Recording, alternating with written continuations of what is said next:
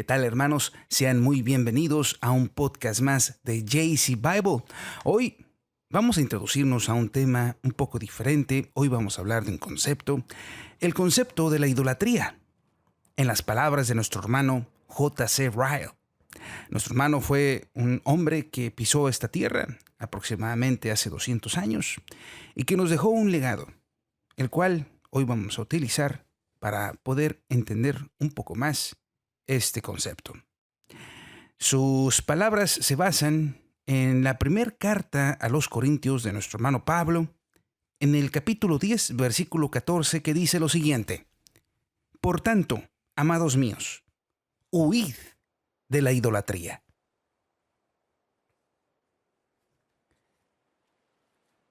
Creo que hemos llegado a un punto en el que el tema de la idolatría demanda una investigación rigurosa y minuciosa. Creo que la idolatría está cerca de nosotros, alrededor de nosotros y en medio de nosotros en una medida horrenda. En suma, el segundo mandamiento está en peligro. La mortandad ha comenzado. Siento que el tema presenta muchas dificultades. Nuestra suerte está echada en una era cuando la verdad corre el constante peligro de ser sacrificada en pro de una supuesta tolerancia, caridad y paz. La verdad sobre la idolatría es, en el sentido más elevado, la verdad para estos tiempos. Comenzaré, pues, dando una definición de idolatría. Permítame mostrar lo que es. Es de vital importancia que la comprendamos. A menos que yo no deje bien claro esto, no podría seguir escribiendo del tema. Sobre este punto prevalecen la vaguedad e imprecisión, tal como sucede con casi todos los demás temas sobre religión. El cristiano, que no quiere quedar continuamente varado en su peregrinaje espiritual, tiene que tener su cauce bien marcado y su mente saturada de definiciones claras. Digo pues que la idolatría es aquella adoración en el que el honor debido al Dios Trino y a Él únicamente es dado a algunas de sus criaturas o a alguna invención de sus criaturas. Puede variar muchísimo. Puede asumir formas extremadamente diferentes según la ignorancia o el conocimiento, la civilización o la barbarie de los que la ofrecen. Puede ser groseramente absurda y ridícula o puede acercarse a la verdad y por ende ser engañosamente defendida. No es necesario que alguien niegue expresamente a Dios y a Cristo a fin de ser un idólatra. Lejos de ello, profesar reverencia al Dios de la Biblia y a la idolatría propiamente dicha es perfectamente compatible. A menudo, estas han andado lado a lado y siguen haciéndolo. A los hijos de Israel no les cruzó por la mente la idea de renunciar a Dios cuando persuadieron a Aarón que les hiciera un becerro de oro, diciendo: estos son tus dioses que te sacaron de la tierra de Egipto. Y la fiesta en honor al becerro se conservó como fiesta para Jehová.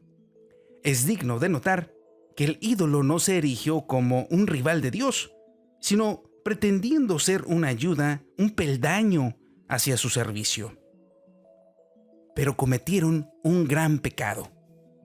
La honra debida a Dios fue dada a una representación visible de Él. Fue una ofensa contra la majestad de Jehová. El segundo mandamiento fue quebrantado. A los ojos de Dios, aquel acto fue flagrante de idolatría. Subrayemos bien esto, ya que es tiempo de quitar de nuestra mente esas ideas vagas sobre idolatría que son comunes en nuestra actualidad.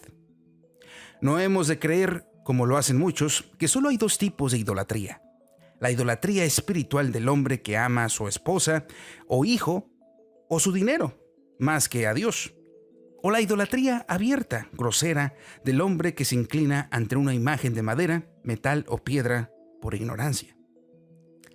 Podemos estar seguros que la idolatría es un pecado que abarca un campo mucho más grande que esto. Es una pestilencia que se introduce en la iglesia de Cristo en impiedad, que como el hombre pecador se sienta en el templo de Dios. Es un pecado contra el cual tenemos que cuidarnos y orar constantemente. Entra sigilosamente en nuestra adoración religiosa sin que lo sintamos y lo tenemos delante de nosotros antes de que lo notemos. Retengamos estas cosas en nuestra mente y considerémoslas seriamente. La idolatría es un tema que debe ser examinada, comprendida y conocida a fondo en cada iglesia de Cristo que quiere mantenerse pura.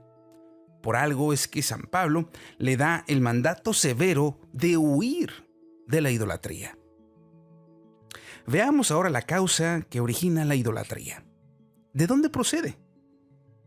Al hombre que tiene un concepto extravagante y exaltado de intelecto y el razonamiento humano, la idolatría le puede parecer absurda. La considera demasiado irracional para cualquiera, menos para las mentes débiles a quienes sí les puede representar un peligro. Al que piensa superficialmente acerca del cristianismo, el peligro de la idolatría puede parecerle insignificante. Cualesquiera que sean los mandamientos que se quebranten, diría tal persona: es poco probable que quebranten el segundo mandamiento. Ahora bien, ambas personas demuestran una ignorancia deplorable acerca de la naturaleza humana. No ven que hay raíces secretas de idolatría dentro de nosotros. La prevalencia de la idolatría en todas las edades entre los paganos seguramente desconciertan al primero. Las advertencias de los pastores protestantes contra la idolatría pueden parecerle fuera de lugar al segundo, pero ambos por igual son ciegos en cuanto a su causa. La causa de la idolatría es la corrupción natural del corazón del hombre, esa gran enfermedad familiar que sufren todos los hijos de Adán, que desde su nacimiento se manifiesta en esto, al igual que en otras mil maneras. Procede de la misma fuente que los malos pensamientos, los adulterios, las fornicaciones, los homicidios, los hurtos, las avaricias, las maldades, el engaño y cosas semejantes. De esa misma fuente brotan los conceptos falsos acerca de Dios y los conceptos falsos de la adoración debida a Él. Y por lo tanto, cuando el apóstol Pablo le dice a los Gálatas cuáles son las obras de la carne, da un lugar prominente entre ellas a la idolatría. El hombre necesariamente va a tener algún tipo de religión. Dios no nos ha dejado a ninguno de nosotros sin un testimonio de Él, por más pecaminoso que seamos. Como en las antiguas inscripciones enterradas bajo montones de escombro, igualmente hay algo grabado en el fondo del corazón del hombre, por más tenue y borroso que sea, algo que le parece sentir que tiene que tener una religión y una adoración de algún tipo. Encontramos prueba de esto en la historia de viajes en todas partes del mundo. Las excepciones a la regla son tan pocas, si es que las hay, que solo confirman esta verdad. La adoración del hombre en algún rincón oscuro de la tierra puede elevarse no más alto que su temor incierto de un espíritu maligno y el deseo de aplacarlo. Lo cierto es que, de una u otra manera, el hombre tendrá algún tipo de adoración. Pero luego viene el efecto de la caída.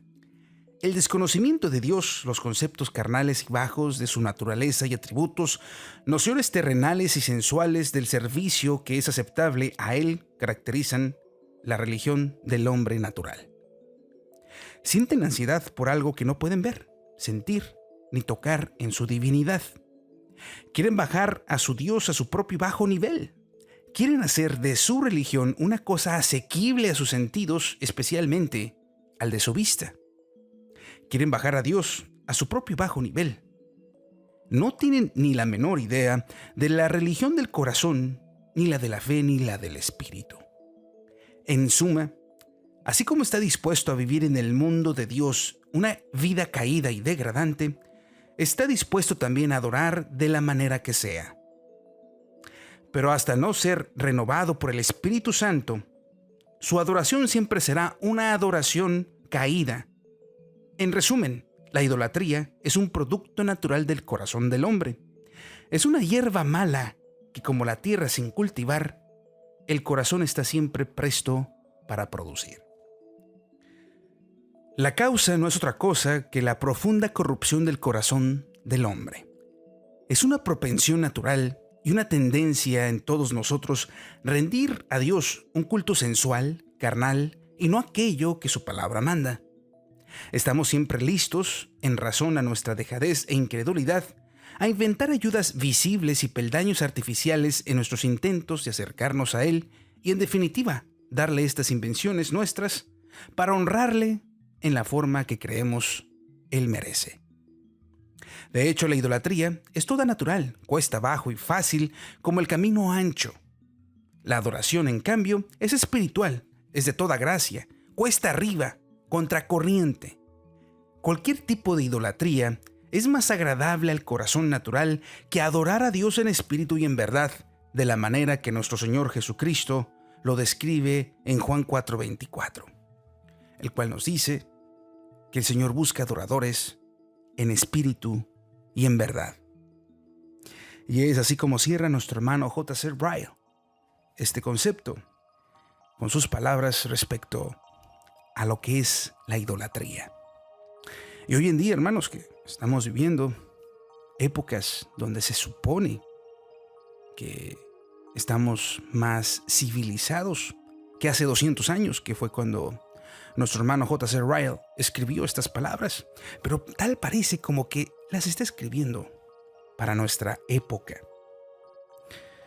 Curiosamente, escuchamos noticias de cómo gente adora a hombres, los exalta además, de cómo gente adora aún imágenes, de cómo la gente se pierde entre tantas cosas y filosofías, como decía Pablo, filosofías huecas sutilezas,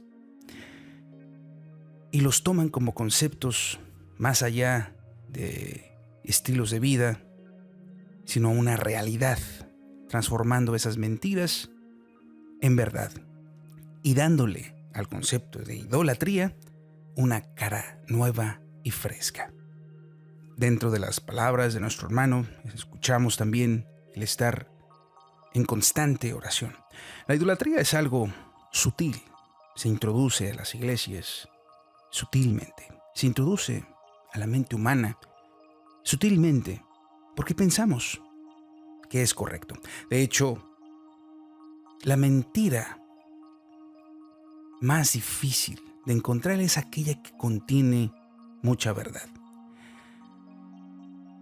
Es por eso que nuestro hermano insiste en que estemos en constante oración para ser protegidos de no caer en idolatría y poder, tal como dice Juan 4:24, adorar al Señor tal como Él le gusta que lo adoren y tal como Él busca esos adoradores en espíritu y en verdad. Hermanos, mi nombre es Juan Carlos Pérez y yo los dejo con este concepto y nos escuchamos en un próximo podcast de JC Bible. Hasta la próxima.